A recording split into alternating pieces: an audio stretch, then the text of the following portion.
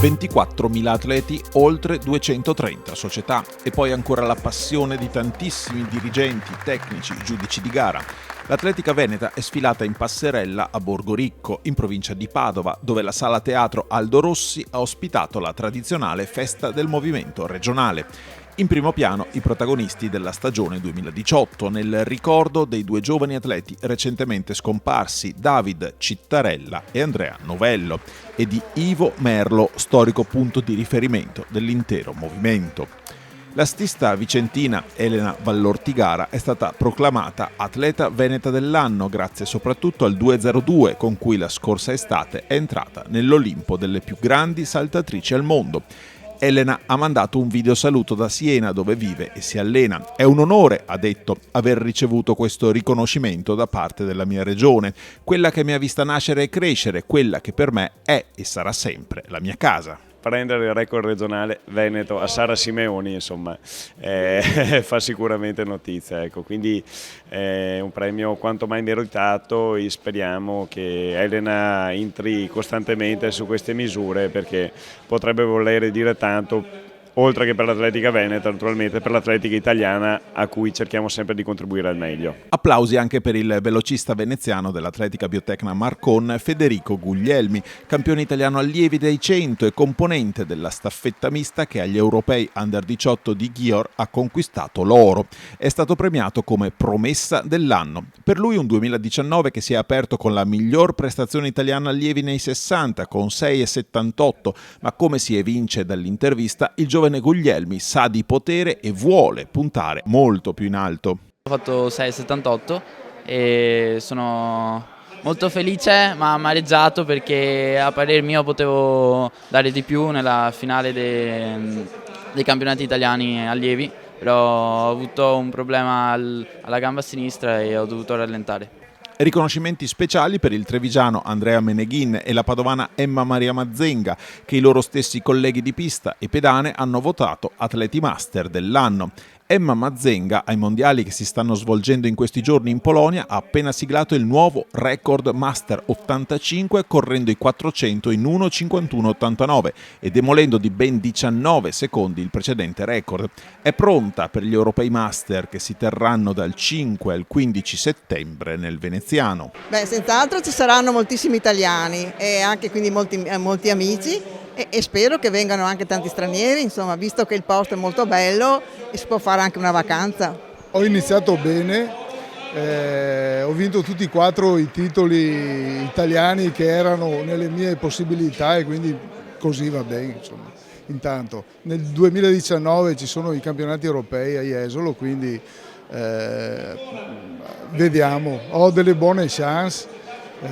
Con le misure che ho, quindi spero di portare a casa almeno una medaglietta quest'anno. Premio Scatena di dirigente dell'anno a Claudio Biesuz, presidente dell'ANA Atletica Feltre, grazie al progetto Olimpiadi dei ragazzi che ha coinvolto le classi terze, quarte e quinte di tutto il Feltrino. Con la presenza poi anche di Sara Simeoni, che ha intrattenuto i ragazzi con delle domande da parte loro per capire cos'è l'atletica, capire che è sacrificio, capire che non tutti arrivano, che però è interessante provare.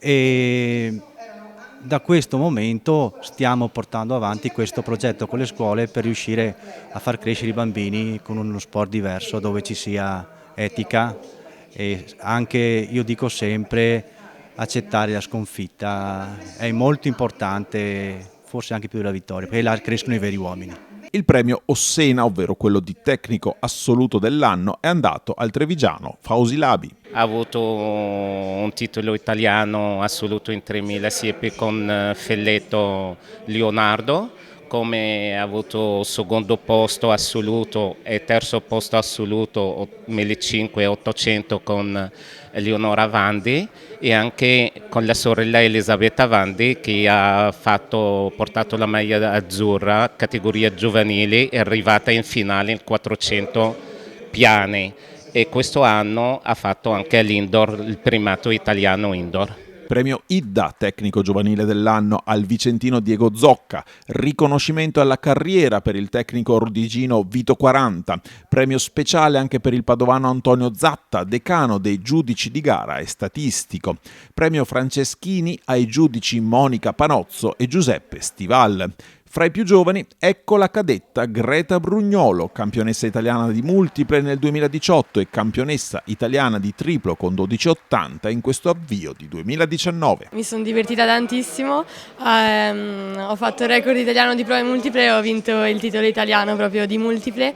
È stata una soddisfazione grandissima, non mi aspettavo di raggiungere tutto questo. Anche nel 2019 ho fatto multiple, sono arrivata terza ai campionati italiani indoor, però mi sono un po' specializzata nel triplo, ho iniziato a praticare più di frequente questa specialità e ho fatto anche gli italiani di triplo e di lungo. Un'altra atleta che ha fatto e farà parlare di sé è la discobola di Rovigo Tare Miriam Bergamo, campionessa italiana cadette. Non mi aspettavo forse la misura, perché mi aspettavo tipo 35 come ho fatto in uno dei lanci, e l'ultimo lancio è stato proprio inaspettato perché 37 inizio anno proprio non immaginavo di arrivare a questo risultato, perché partivo da 30 e quindi ho detto boh, come andrà.